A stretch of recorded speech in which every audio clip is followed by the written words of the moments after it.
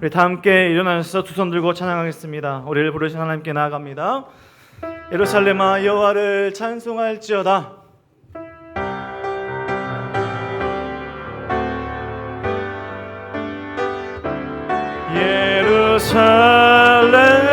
예루살렘아 여호와를 찬송할지어다. 내 하나님을 감사함으로 그 앞에 나가며 주임제 앞에 경배. 예루살렘아 여호와를 찬송할지어다. 예루살렘아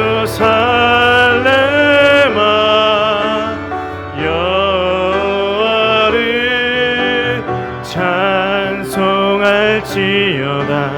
내 하나님을 감사함으로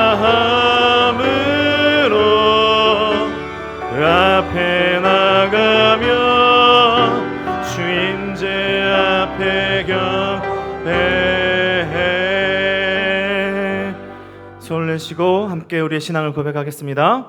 전능하사 천지를 만드신 하나님 아버지를 내가 믿사오며 그 외아들 우리 주 예수 그리스도를 믿사오니 이는 성령으로 잉태하사 동정녀 마리아에게 나시고 본디오 빌라도에게 고난을 받으사 십자가에 못 박혀 죽으시고 장사한 지 사흘 만에 죽은 자 가운데서 다시 살아나시며 하늘에 오르사 전능하신 하나님 우편에 앉아 계시다가 저리로서 산자와 죽은 자를 심판하러 오시리라.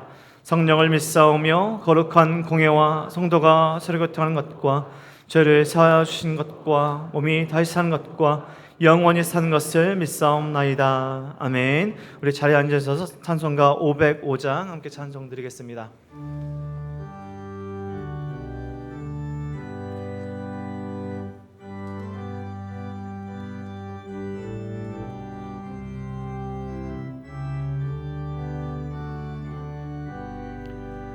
온 세상 위하여 나 복음 전하리. 만 백성 모두 나와서 주 말씀 들으라. 죄 중에 빠져서 헤매는 자들아, 주님의 음성 듣고서 너 구원받으라. 전하고 기도해 매일 증인 되리라.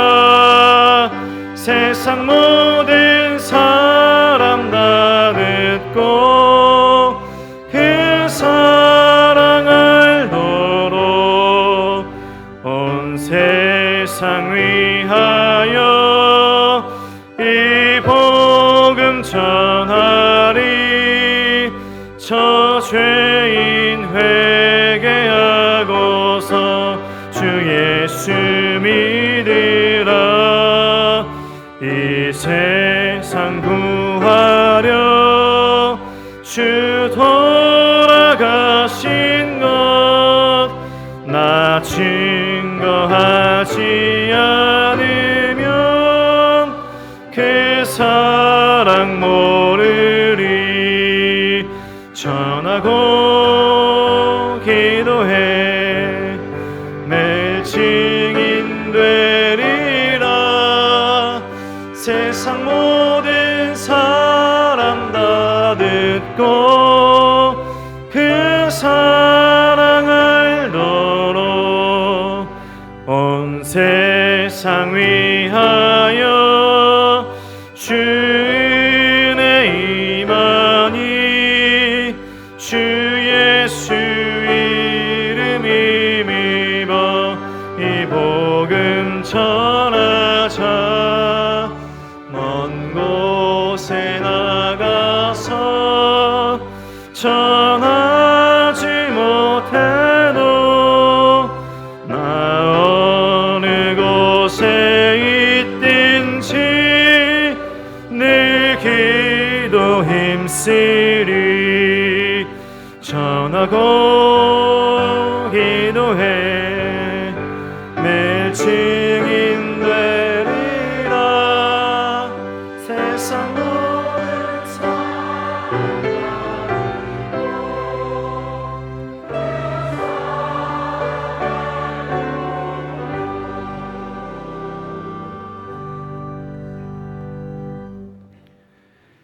하나님 아버지 감사합니다. 거룩한 주일 저희들을 이 자리로 인도하여 주셔서 하나님의 은혜의 말씀과 찬양을 부르며 주님 앞에 나아갑니다. 주님, 이 시간 온전한 주님 말씀을 바라보며 주님 앞에 설 수 있도록 인도하여 주옵소서. 영광과 진리로 예배하게 하시고 우리들이 하나님과 신령한 깊은 교제를 갖게 하시고 거짓 없이 진실된 하나님의 마음으로 예배하게 하여 주옵소서. 하나님 아버지, 이 세상의 많은 교회 가운데 하나님의 사랑하시는 은혜의 동산교회를 세워주심을 감사드립니다. 우리가 한 지체가 되어서 서로 사랑하고 감싸주며 주님의 큰 뜻을 이루는 귀한 교회를 섬기며 함께 교회의 꿈을 향하여 나갈 수 있게 하시고 그 꿈을 거대하고 소망하며 협력하여 선을 이루게 인도하여 주옵소서. 하나님 아버지, 교육부서의 여름 사역이 시작됩니다. 여름 성경학교 기간에 큰 은혜를 베풀어 주시며 많은 친구들이 주제에 따라 예수님을 체험하고 하나님을 더 알아가며 함께 하심을 느끼는 특별한 시간 되게 하옵시고 예수님을 만날 수 있도록 인도하여 주옵소서. 준비하시는 선생님 한 분 한 분의 시간과 건강을 주셔서 여름 성경학교를 위해 헌신하시는 헌신을 축복하여 주시고 선생님의 말씀 안에 순종하여 여름 성경학교를 통하여 하나님을 많이 닮아가는 모든 친구들에게 인도하여 주옵소서. 한 생명을 귀하게 여기시는 주님, 한 영혼을 주님 앞에 전도하여 주님 앞에 나아가는 우리들 되게 하시고 각 가정마다 하나 되는 한 가족이 되게 하시어 온전한 믿음의 가정들을 세워가게 하여 주옵소서. 이 시간 귀한 말씀을 선포하시는 담임 목사님에게 신령한 능력과 권세로 함께 하시고 온전한 말씀을 선포되어 듣는 모든 성도들이 권능의 말씀을 받아 은혜 충만, 성령 충만, 지혜 충만한 우리 모두 되게 될 수 있도록 인도하여 주옵소서. 매 시간마다 봉사하는 손길 주님께서 인도해 주셔서 힘들지 않게 하시고 즐거운 마음으로 봉사할 수 있도록 인도하여 주옵소서. 온전한 마음과 정성을 다하여 아름다운 찬양을 부르는 성가대와 오케스트라의 찬양을 받아 주옵시고 늘 주님 앞에 즐거운 찬양을 들을 수 있도록 인도하여 주옵소서.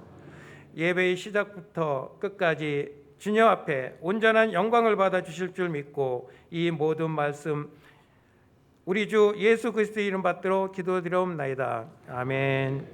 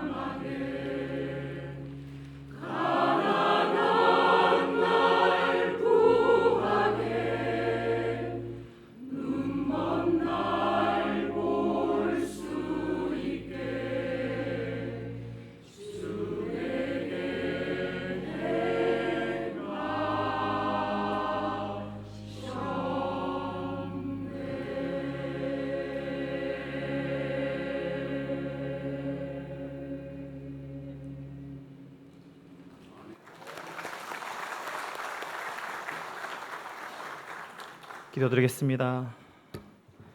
연약한 우리의 강함 되신 하나님, 하루하루 살아갈 수 있는 모든 것 허락하신 하나님, 호산나 찬양하며 하나님께 감사하며 영광 올려드리는 우리 삶이 될 수 있도록 인도하여 주시옵소서. 우리의 하루하루가 또 오늘의 예배가 오늘의 주일이 하나님의 은혜인 줄 믿고 살아가며 하나님께 감사드리는 우리의 삶이 될 수 있도록 축복하여 주시옵소서. 이 시간 드린 헌금을 기쁘게 받아주시고 하나님 나라와 뜻을 위해 귀하게 사용하시고 드린 손길마다 하나님 한없는 축복과 사랑을 부어 주시옵소서. 감사드리며 예수 그리스도 이름으로 기도드립니다.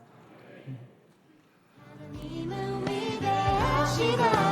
하게 하소서. 주는 나의 도움 나를 건지시느니 여호와여 지체 말고 내게 임하소서. 가난하고 궁핍한 내 마음 가운데 여호와여 속히 임하소서.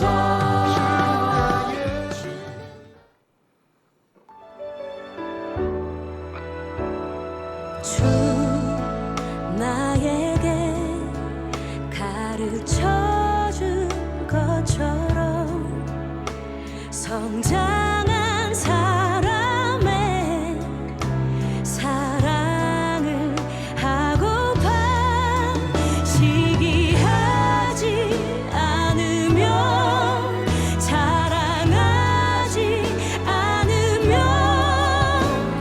오래 참고 원유하며 내 유익을 구하지 않는 그런 사랑 교만하지 않으며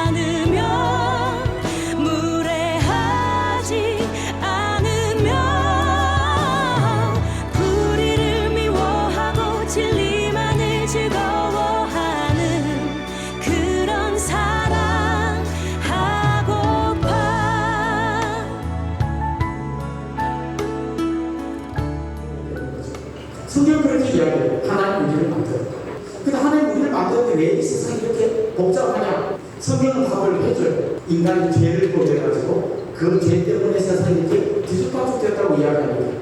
나도 하나님하고 똑같은 자리에 앉고 싶어. 내가 내 인생의 주인이 되어 살았다면 그건 선악과를 따먹는 거하고 똑같은 행동을 한 거예요. 그럼 어떻게 하면 될까요? 그래서 하나님은 자기 아들이신 예수님을 보내주셨습니다. 죄 없는 인간의 모습으로 자기 아들을 보내주셨고요. 자기 아들 예수님이 여기 있는 여러분을 대신해서 십자가에 달려 죽었습니다.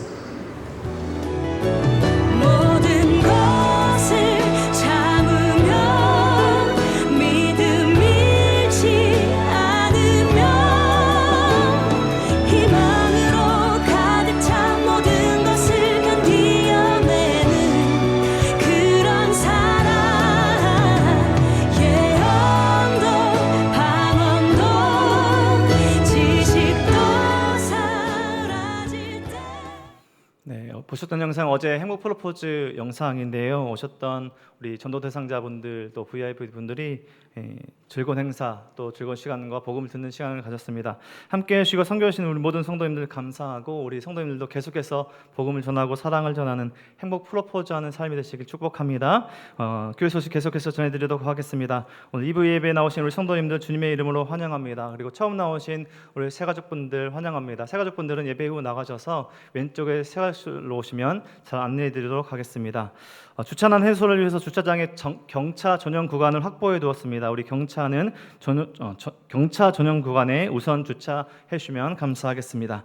은혜 합창단 전체 모임이 오늘 오후 1시에 늘푸른 마을에서 있습니다. 65세 이상 성도님들 함께 해주시면 감사하겠습니다. 임명입니다. 은혜마을 여오다락의 임미나 집사님을 순장으로 임명합니다. 교인 동정입니다. 세인마을 하영숙 권사님 어머님 소천하셨습니다. 화평마을 이은주 성도님 등남하셨습니다. 이번 주 식당봉사 동산마을이고요. 다음 주 식당봉사 소망마을 동산마을 청소봉사는 향기마을입니다. 중보기도 모임이 금요일 오전 10시 샤바센 3층 고청실에서 있고 행복나눔 전도팀 모임이 화요일 오후 2시 모임방에서 있습니다. 그럼 오늘 신 하나님의 말씀 함께 찾도록 하겠습니다. 오늘 신 하나님의 말씀 사도행전 8장 4절에서 25절까지 말씀입니다.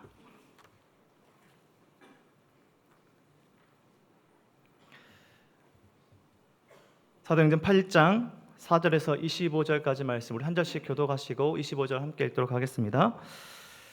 그 터진 사람들이 두루 다니며 복음의 말씀을 전할세 우리가 빌립의 말도 듣고 행하는 표적도 보고 한 마음으로 그가 하는 말을 따르더라.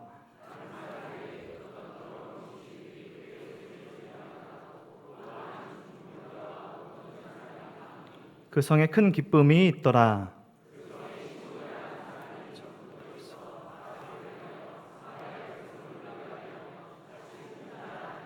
낮은 사람부터 높은 사람까지 다 따르며 이르되 이 사람은 크다 일컫는 하나님의 능력이라 하더라. 빌립이 하나님 나라와 및 예수 그리스도의 이름에 관하여 전도함을 그들이 믿고 남녀가 다 세례를 받으니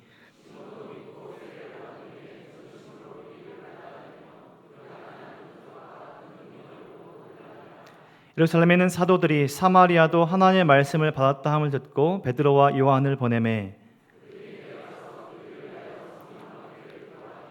이는 아직 한 사람에게도 성령 내리신 일이 없고 오직 주 예수의 이름으로 세례만 받을 뿐이더라. 시몬이 사도들이 안수로 성령 받는 것을 보고 돈을 들여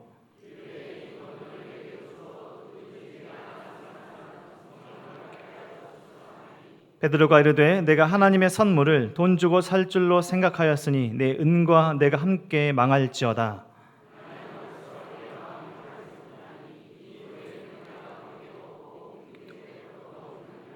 그러므로 너의 이 약함을 회개하고 주께 기도하라. 혹 마음에 푸는 것을 사하여 주시리라. 시몬이 대답하여 이르되 나를 위하여 주께 기도하여 말하는 것이 하나도 내게 임하지 않게 하소서 하니라. 두 사도가 주의 말씀을 증언하여 말한 후 예루살렘으로 돌아갈새 사마리아인의 여러 마을에서 복음을 전하니라. 아멘. 목사님 나오셔서 편견의 벽을 넘는 복음이란 제목으로 하나님의 말씀 전해 주시겠습니다.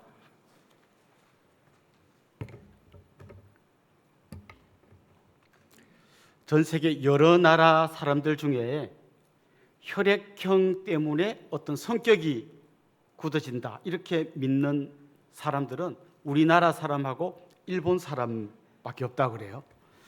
그럼에도 불구하고 굉장히 많은 사람들이 이걸 믿습니다. 저도 그걸 굉장히 열심히 믿었습니다. 어릴 때 제 혈액형은 A형이었습니다. 사람들이 A형은 대체로 좀 소심하고 그렇지만 남을 좀 잘 배려하고 이런 것 같다 말 들으면 딱 나네 이런 생각이 들었어요. 왜냐하면 나는 A형이니까. 그리고 또 이런 마음도 들어요. 어떤 문제가 생기면 그래도 내가 A형인데 좀 더 배려해야지 이런 마음도 들고 있죠.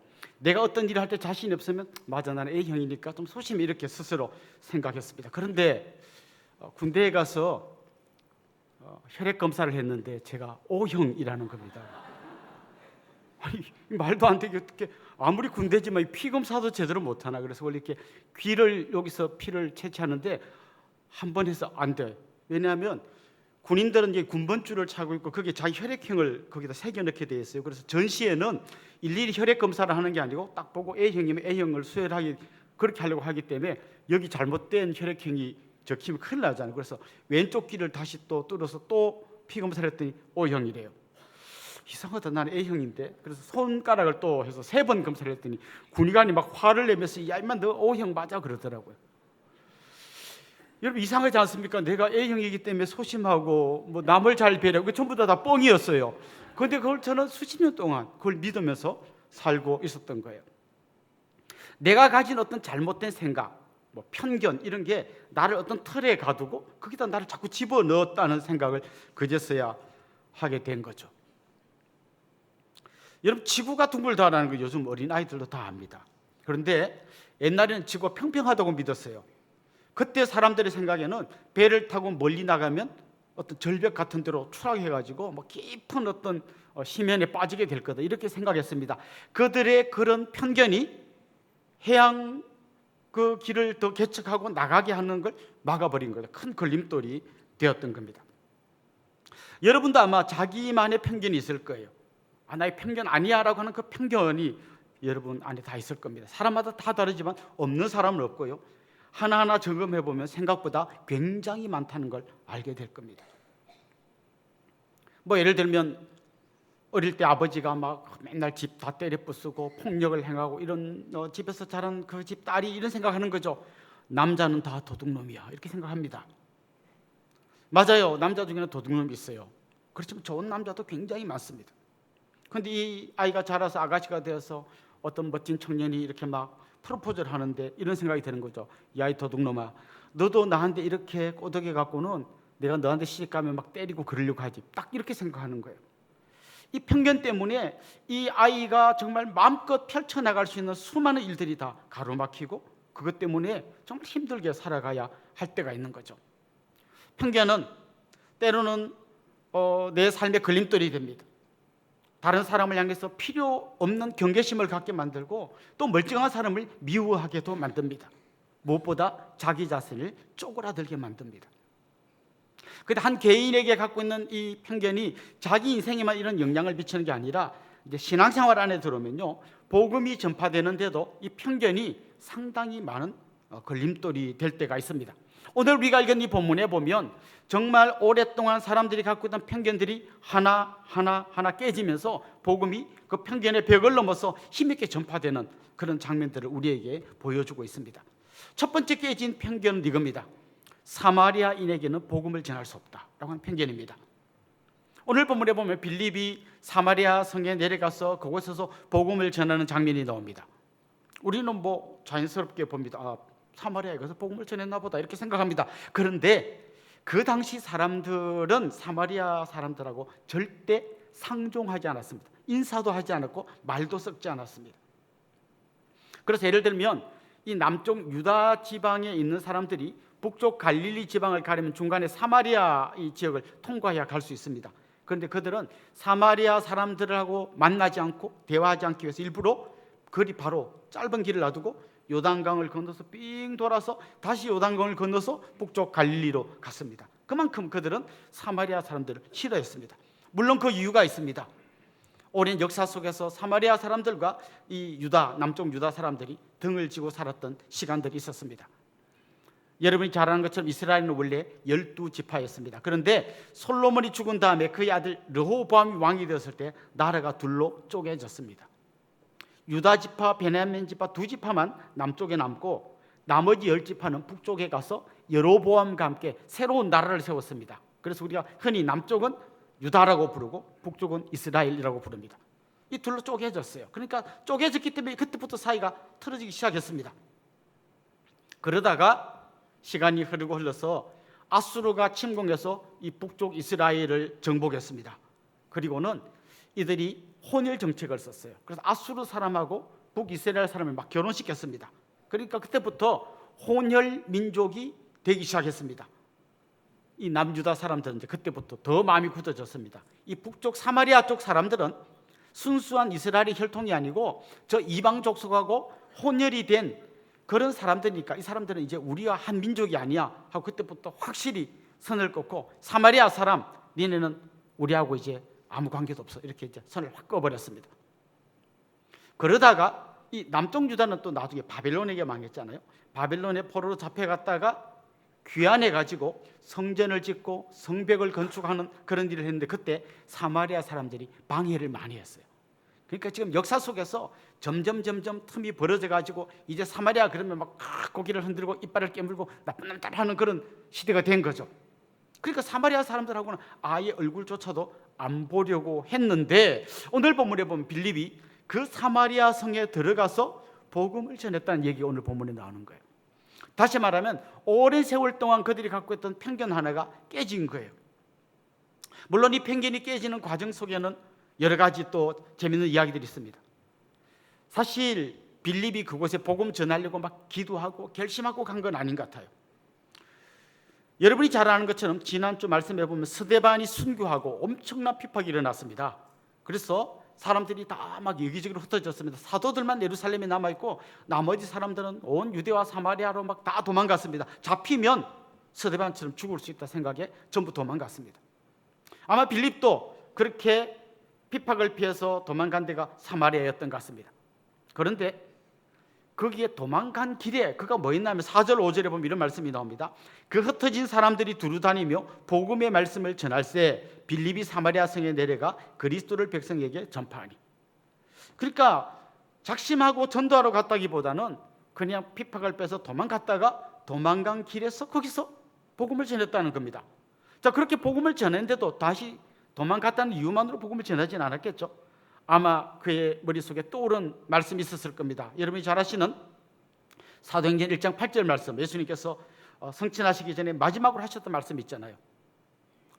성령 임하시면 내가 권능을 받고 예루살렘과 온 유대와 사마리아와 땅끝까지 이르러 내 증인이 되리라. 아마 그 말씀이 생각났을 거예요. 그래서 도망간 길에 생각해보니까 예수님이 사마리아에도 복음 전해야 된다고 한 게 생각났고 그래서 그가 복음을 전했던 것입니다. 사실 이 사마리아에 대한 편견은 예수님이 진작에 깨주셨어요.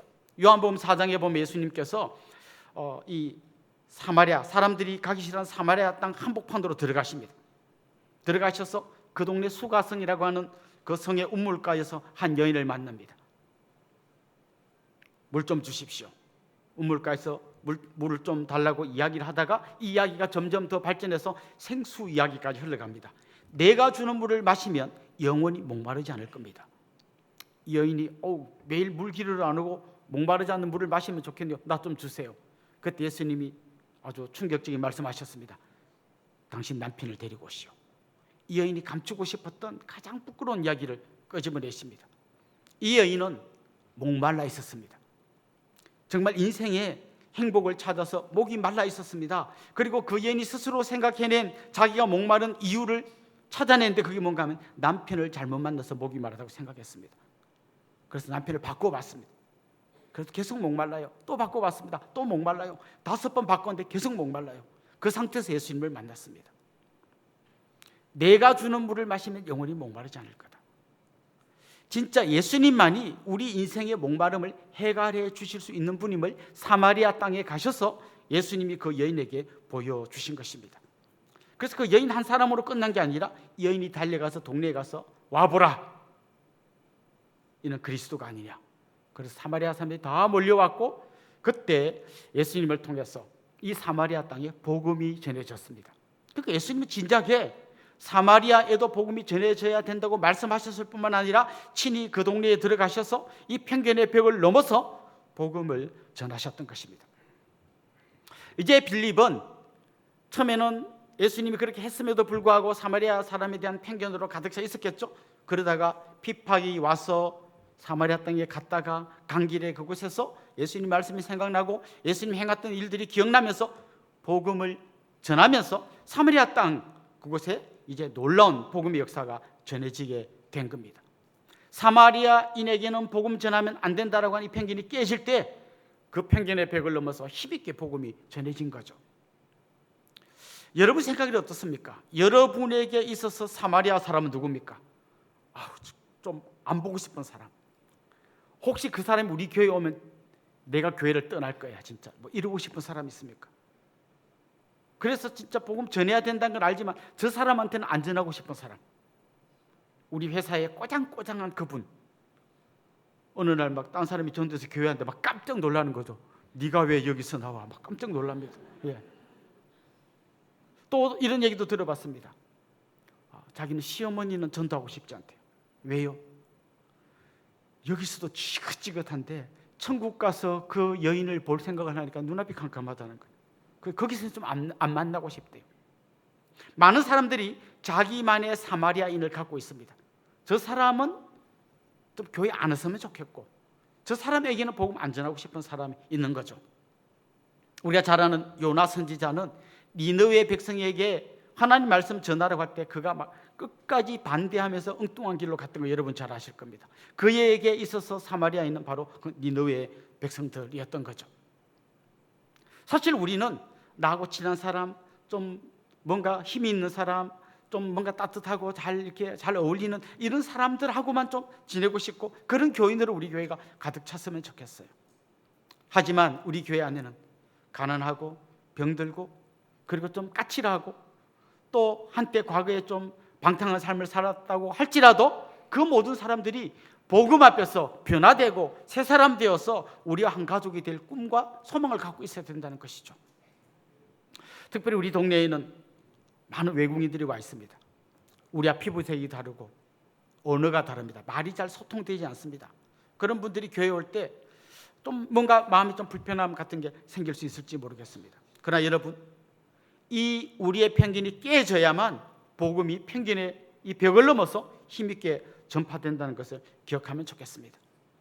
사실 이 편견의 벽을 깨기 위해서 주님은 하늘 보좌를 버리시고 이 땅으로 내려오셨습니다. 그리고 인간들 사이에 있는 모든 막힌 담을 다 허물어 주셨습니다. 유대인과 이방인, 남자와 여자, 주인과 종 사이에 있는 그 막힌 담들, 서로 미워하고 서로 등 돌리고 살던 걸 다 무너뜨리시고 모두가 한 가족, 한 형제가 되게 해주셨습니다. 이제 우리가 제대로 복음을 이해한다면, 그리고 정말 그런 마음으로 우리를 찾아와 주신 예수 그리스도의 그 십자가 사랑을 안다면 이 편견의 벽을 허물어야 합니다. 복음이 필요하지 않은 사람은 아무도 없습니다. 내가 어떤 이유로든지 누구와 좀 가까이 가서 대화할 기회가 생겼다면 하나님 이 사람에게 복음 전하라고 이 사람을 붙여주셨구나, 그렇게 생각하고 그분에게 한번 복음을 전해서 그야말로 그 사람이 왜 목말라 하는지를 여러분이 아시고, 이유는 한 가지입니다.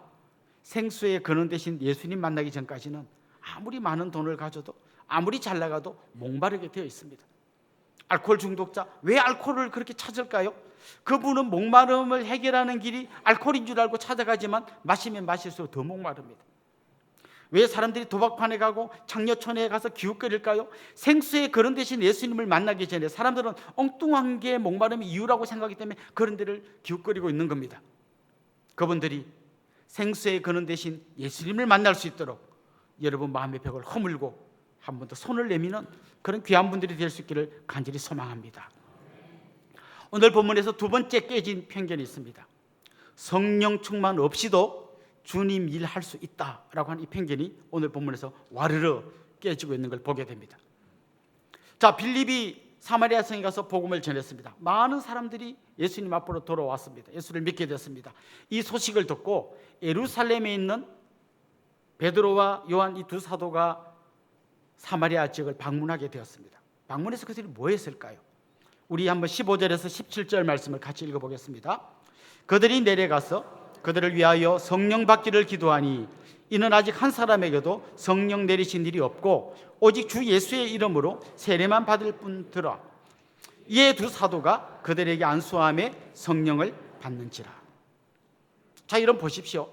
지금 이 두 사도가 내려가서 그 사마리아 성에 있는 사람들에게 안수하고 기도할 때 그들이 성령을 받았다는 말씀이 나옵니다.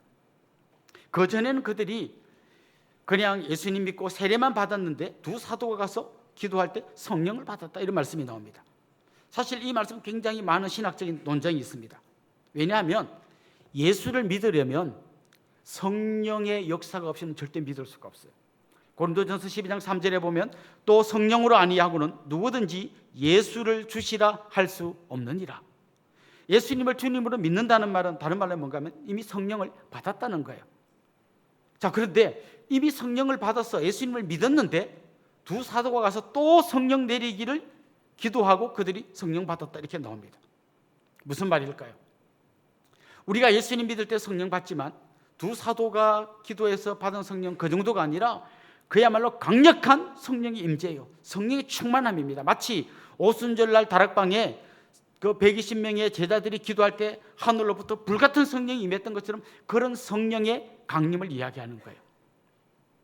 예수님의 제자들도 그 성령의 강력한 오순절 성령 강림을 경험하기 전에 이미 예수님 믿고 있었어요.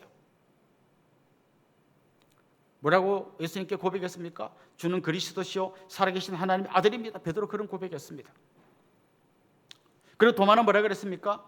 나의 주님이시며 나의 하나님이십니다. 그런 고백했습니다. 그들이 이미 예수님 믿고 있었어요.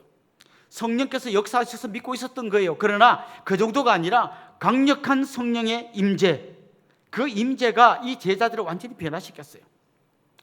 두려워하고 도망가고 숨고 부인하던 제자들이 담대하게 복음을 전할 수 있었던 가장 강력한 이유는 그들이 강력한 성령의 임재를 경험했기 때문입니다. 사실 예수님이 하신 말씀을 가만히 한번 곱씹어 보십시오. 예수님이 승천하시기 전에 제자들이 이렇게 말씀하셨어요. 니네 예루살렘을 떠나지 말고 아버지께서 약속하신 성령을 기다려라. 그리고 성령을 받으면 그 성령의 능력을 힘입어서 그때부터 예루살렘과 유대와 사마리아 땅 끝까지 복음 전해라, 이렇게 말씀하신 거예요. 다시 말하면 우리가 진짜 강력하게 복음 전하려면 우리 힘과 능력만으로는 절대 안 된다는 거예요. 내 지식과 지혜만으로는 절대 안 된다는 거예요. 거기에 강력한 성령의 능력이 함께 해야 한다는 것이죠. 여러분, 왜 누군가에게 복음 전하려고 하면 마음이 쪼그라듭니까? 오늘 동창 모임에 가면 내가 진짜 이번에 꼭 한번 복음 전해야지, 딱 갔는데 옆에서 웬 외제차가 쫙 들어오고 문을 딱 열고 내린 데 보니까 내 동창이에요. 분명히 내 죄 맞는 복음 전하려고 했는데 내가 타고 온 경찰을 보니까 갑자기 쪼그라드는 거예요. 그때 막 노랫말이 생각나는 거죠. 그대 앞에만 서면 나는 왜 이렇게 작아지는가? 우리 왜 이렇게 작아질까요? 왜 자꾸 쪼그라들고 왜 이렇게 막 용기가 없고 막 입을 열어야 되는데 막 이럴까요? 우리의 힘과 지혜와 내 경험과 내 능력으로 하려고 하기 때문에 그렇습니다. 내가 가진 걸로 하려고 하면 나는 경차고 저 사람은 외제차인데 어떻게 내가 이 경차 주제에 외제차에 복음 전할 수 있겠어요? 나는 고등학교밖에 안 나왔는데 지금 박사님이 내 앞에 앉으는데 어떻게 내가 복음을 전할 수 있겠어요? 이걸 뛰어넘는 비결이 뭡니까? 성령의 능력을 체험하는 거예요. 베드로는 그리고 요한은 어부였어요. 제대로 공부를 한 적이 없습니다. 그런데 그들이 랍비들 앞에서, 대제사장 앞에서 어떻게 힘있게 복음을 전할 수 있습니까? 성령의 능력을 힘입었기 때문이에요. 그 사람들이 깜짝 놀라는 거예요. 아니, 배운 것도 없는 사람이 어떻게 저렇게 똑똑하게 말을 잘하지? 놀라지 않습니까? 제가 설교를 할 때도 마찬가지입니다. 제가 막 열심히 설교를 준비하지만요, 이건 다르게 좀 표현하면 마치 요리를 할 때 제가 정말 좋은 재료를 다 모으는 거라고 할 수 있어요. 제가 준비하는 설교는 온갖 좋은 재료를 다 모아요. 이걸 잘 버무려요. 그런데 이게 요리가 다 된 건 아니에요. 불을 켜고 이걸 끓여야 제대로 요리가 됩니다. 아무리 내가 많이 설교를 준비해도 그걸로 설교가 힘있게 되지 않아요. 여기에 성령의 불이 임해서 성령께서 각 사람의 마음을 움직여 주셔야만 이 설교가 제대로 되는 거예요. 그래서 저는 여러분이 저를 위해서 기도해 주실 때 뭐 건강을 위해서도 기도해 주고 뭐 해야 될 기도가 많겠지만 1번 성령에 충만해서 말씀 전하게 해 주십시오. 그 기도를 해 주세요. 그 은혜가 아니면 저는 할 수 없습니다. 거기 없으면 여러분에게 그냥 익지도 않은 재료는 좋은데 먹기 힘든 그런 요리를 하게 될 거예요. 사랑하는 성도 여러분, 우리가 성령님을 의지하지 않으면 뭘 의지할까요? 그때 우리 내 경험을 의지하는 거예요. 내 지식을 의지하는 거예요. 내가 가진 걸 의지하는 거예요. 그런데 그걸로는 절대 안 되고 성령께서 우리와 함께 하셔야만 능력이 나타난다. 이 편견이 한번 내 힘으로 할 수 있다는 편견이 깨지고 성령의 능력을 힘입어서 사역할 때 여러분을 통해서 놀라운 복음의 역사가 일어나게 될 줄로 믿습니다. 마지막으로 오늘 본문에서 또 한 가지 깨진 편견이 있어요. 좀 간단히 말하면 이런 거예요. 돈이면 다 된다. 이 편견이 깨지는 겁니다. 좀 더 깊이 이야기하자면 예수님 믿기 전에 갖고 있던 세상적인 가치관들이 하나하나 깨지기 시작해야 된다는 것이죠. 오늘 본문에 보면 빌립이 사마리아의 복음을 전할 때 많은 사람들이 주님께로 돌아왔는데 그중에 누가 돌아왔나 하면 마술사 시몬이 돌아왔어요. 이 마술사 시몬은 그 당시에 사마리아에서 굉장히 큰 영향력을 미치던 사람이에요. 스스로 큰 자라고 생각했고요. 사람들이 시몬이 하는 걸 보고 다 놀랐어요. 그런데 오늘 보면 되게 재미난 표현이 나오는데 사람들을 놀래키던 이 시몬이 빌립이 사역하는 걸 보고 놀랍니다. 옛날에 자기가 다른 사람을 놀라게 했는데 이번에는 자기가 놀랍니다. 그 놀라운 성령의 능력을 보고 그가 깜짝 놀랍니다. 그래서 그가 나도 믿겠습니다 하고 세례를 받은 거예요. 그러다가 이제 베드로와 요한이 예루살렘에서부터 사마리아에 와가지고 사람들에게 기도해 줄 때 막 다 성령 충만 받았잖아요. 그걸 보고 이 사람이 깜짝 놀랐습니다. 그리고 굉장히 부러웠어요. 자기도 한때 마술사로서 뭔가 영적인 능력을 갖고 막 행동을 했다고 생각했는데 저 두 사도가 하는 걸 보니까 너무 놀라운 거예요. 그래서 그가 사도들이 이런 제안합니다. 내가 당신들에게 돈을 드릴 테니까 나한테도 능력을 주셔서 내가 기도하면 당신들이 했던 것처럼 사람들이 성령을 받는 그런 역사가 일어날 수 있도록 해주세요. 내가 돈을 드릴게요. 그때 사도들이 뭘 또 이런 걸 다 주십니까 하고 감사함으로 받은 게 아니라 단호하게 거절했을 뿐만 아니라 그 사람에게 경고했어요. 당신이 돈으로 성령을 살 줄로 생각했습니까? 회개하지 않으면 당신은 돈과 함께 망할 거예요.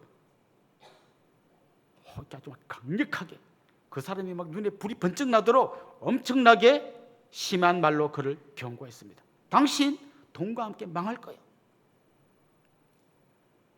사실 여러분 돈은요 우리가 이렇게 설교를 듣고 성경을 읽을 때는 돈은 그냥 우리가 섬기면 안 되고 그냥 뭐 필요한 거야 이렇게 하지만 실제로 우리가 다 돈 때문에 움직일 때가 얼마나 많습니까?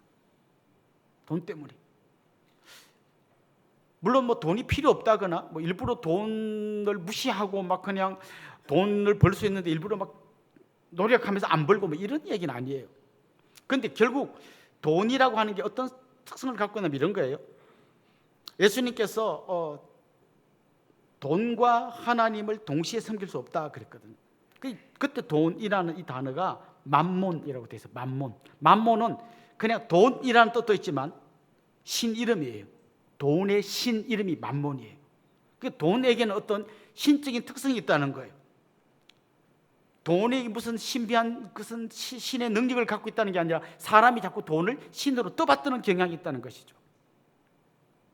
그래서 우리 머릿속에 이렇게 말하면 너무 내가 싸구려 같으니까 이런 말은 안 하지만 돈만 있으면 안 되는 게 어디 있어.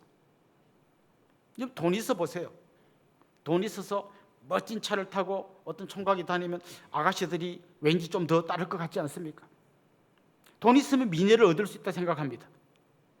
돈 있으면 아가씨 집이 또 빵빵하면 저 서울대 나온 저런 사람하고 결혼시킬 수 있을 거라고 생각합니다. 돈 있으면 더 예쁜 여자, 더 똑똑한 남자랑 결혼할 수 있다고 생각해요.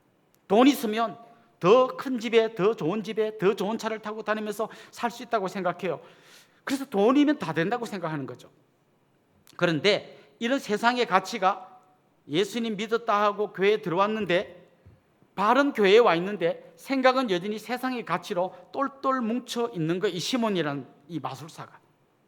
그래서 사도들이 그에게 경고하는 거죠. 너의 은과 함께, 너의 돈과 함께 망할 거야. 영어 단어에 보면요, 사이머니 혹은 시몬이라고 발음하는 단어가 있습니다.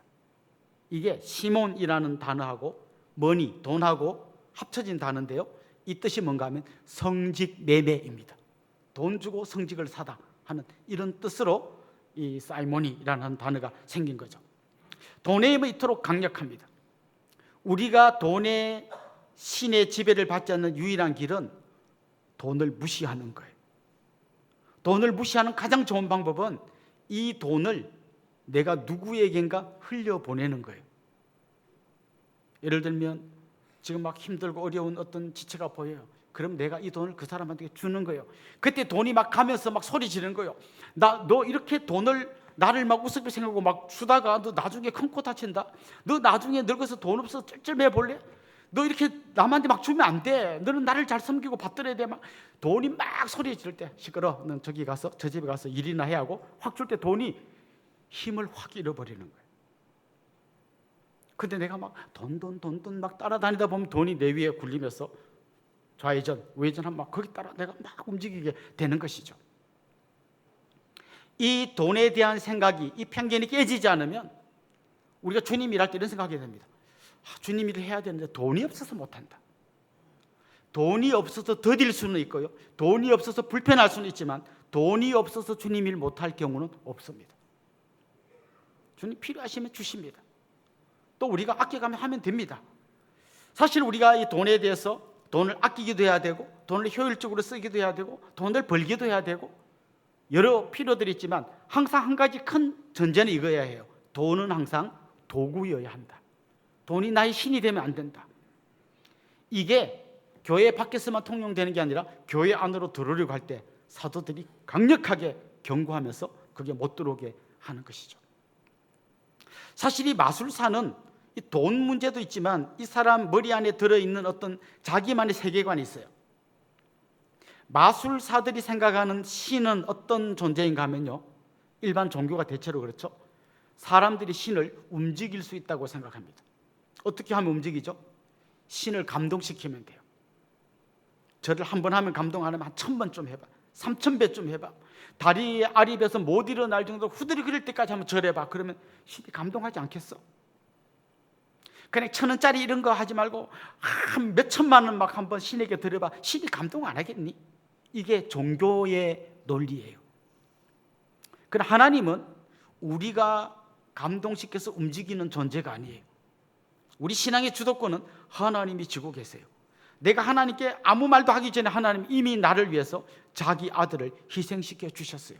우리는 이 기독교 복음 안에 들어올 때 신을 감동시키려는 게 아니라 그 하나님으로부터 감동을 받으면서 우리는 신앙생활을 시작하는 사람들이에요. 그런데 우리가 세상 속에서 다른 종교를 믿거나 세상 속에서 살다 보면 나도 모르게 그 세상의 가치관에 그대로 젖어서 교회 안으로 들어와요. 들어와서는 세상의 가치관의 방식으로 교회 일을 하려고 합니다. 그때 충돌이 일어나는 거죠.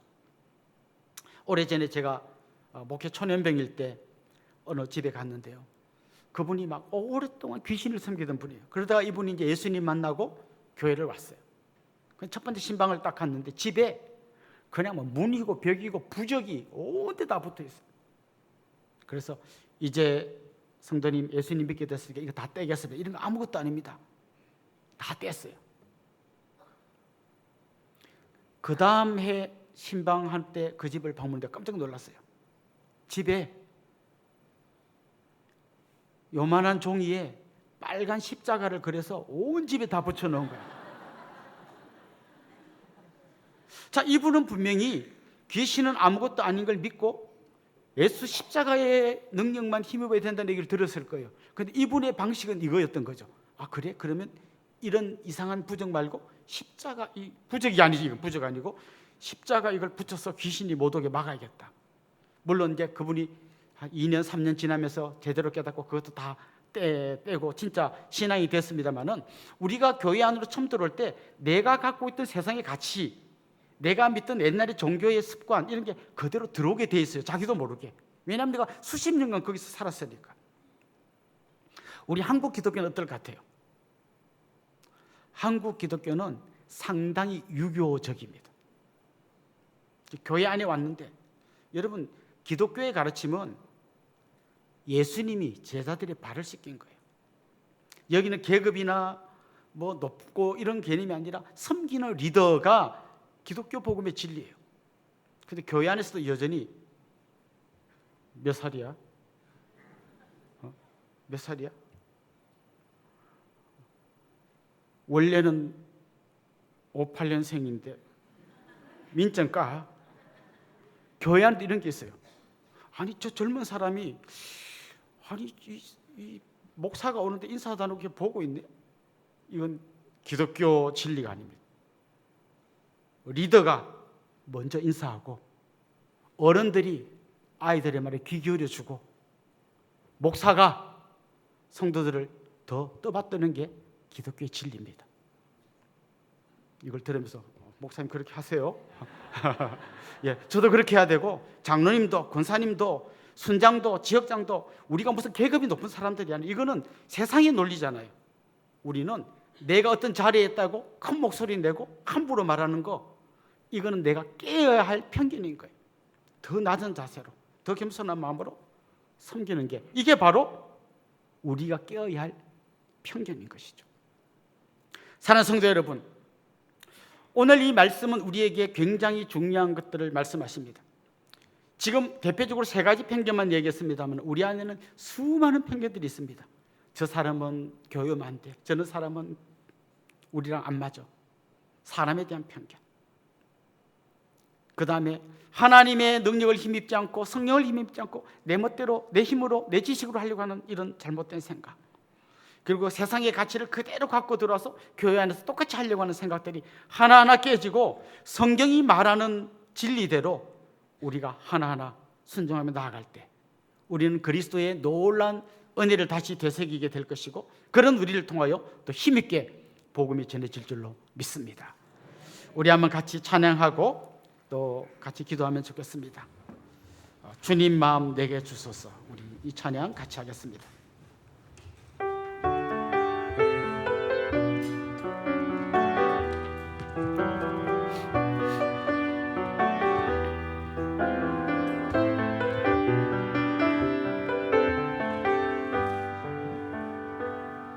오소서 주님, 나의 마음을 선한 것 하나 없습니다.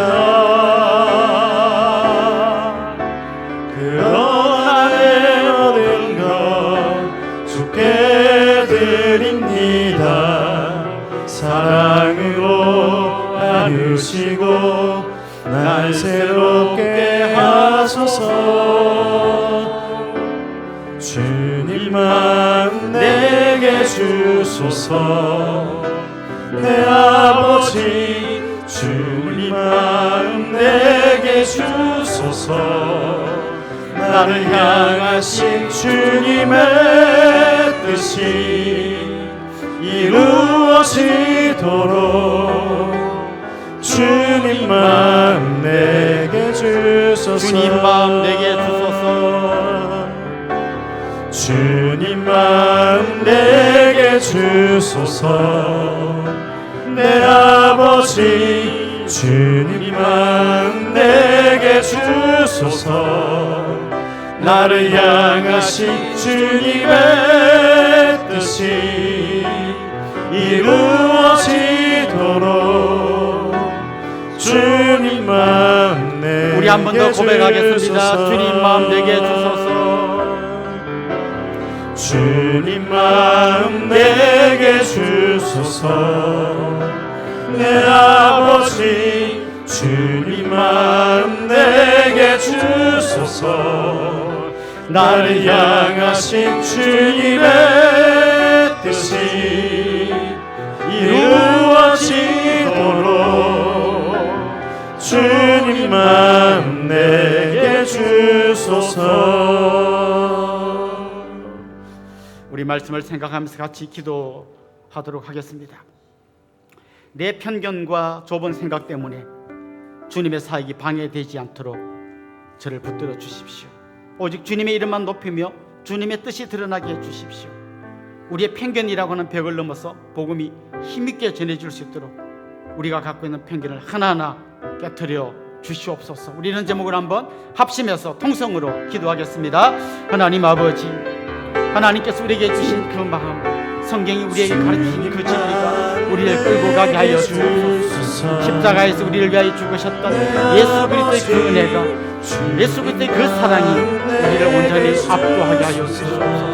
하나님, 내 생각, 나의 좁은 편견, 하나님 세상의 가치로 주님이 일을 하지 않게 하여 주옵시고, 하나님께서 원하시는 방식, 하나님이 생각하시는 그 뜻을 따라가는 저희들이 되게 하여 주옵소서. 사람에 대한 수많은 편견들이 우리에게 있습니다.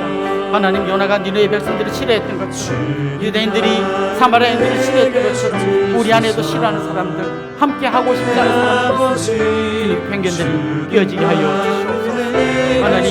하나님의 능력 없이 내 힘과 내 생각, 내 지혜, 내 경험을 하려고 하는 수많은 우리의 편견들이 깨지게 하여 주시옵소서.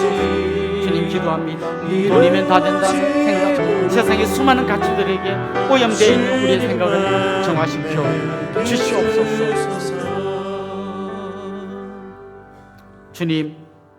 주님의 마음을 우리에게 허락하여 주옵소서.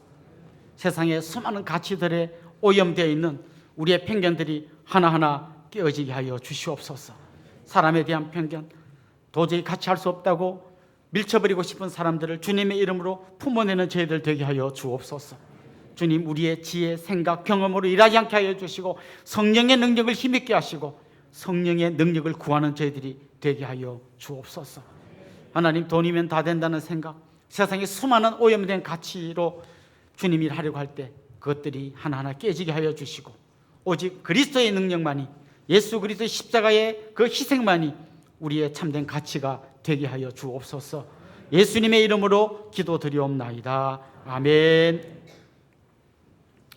저를 잠깐 주목해 주시면 좋겠습니다. 좀 같이 축하하면 좋겠는데요, 지난주 생일이었던 분 한번 손 들어볼까요? 저 지난주 생일이었습니다. 이러면, 장로님 한번 일어나시죠.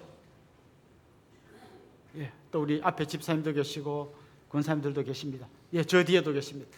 또 지난주가 결혼 기념일이었던 분도 한번 손 들어볼까요? 지난주 결혼 기념일이었습니다. 이런 분 한번, 한번 일어나 보시죠. 한번 일어나세요, 집사님. 권사님. 혹시 오늘 우리 교회 처음 오신 분, 또 등록하기를 원하는 분, 이런 분도 같이 축하하면 좋겠습니다. 한번 손 들고 용기를 내서 한번 일어나 볼까요? 우리 이분들 주님의 이름으로 환영하고 또 축복하도록 하겠습니다. 아주 먼 옛날,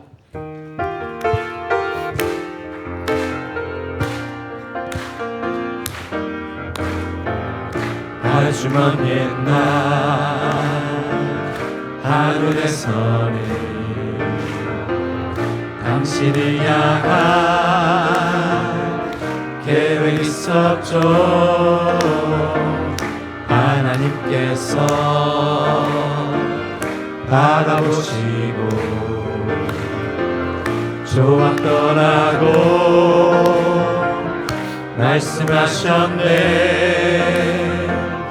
이 세상 그 무엇보다 귀하게 나의 손으로 창조하였노라.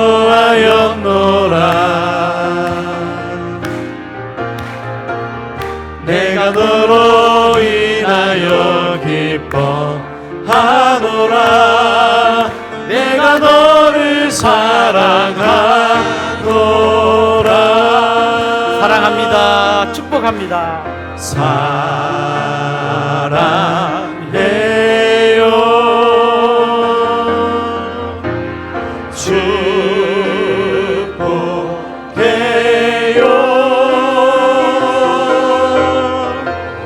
당신의 마음에 우리의 사랑을 모아드립시다.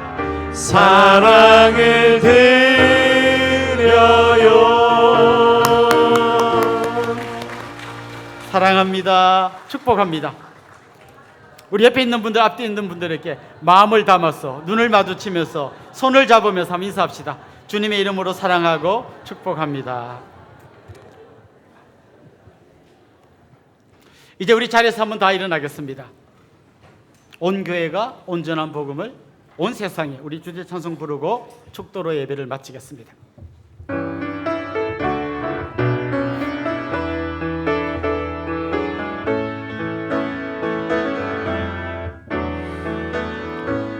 성령님 이곳에 거하소서. 하나님의 소원이 선포되도록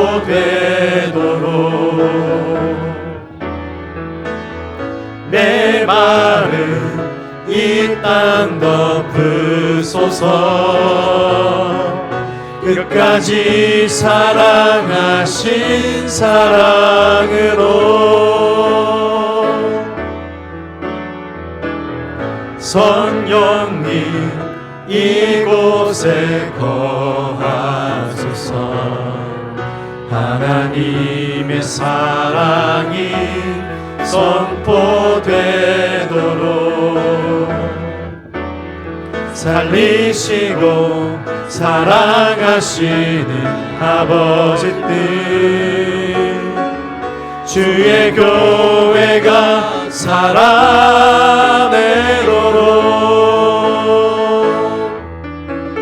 나를 보내사 상한 마음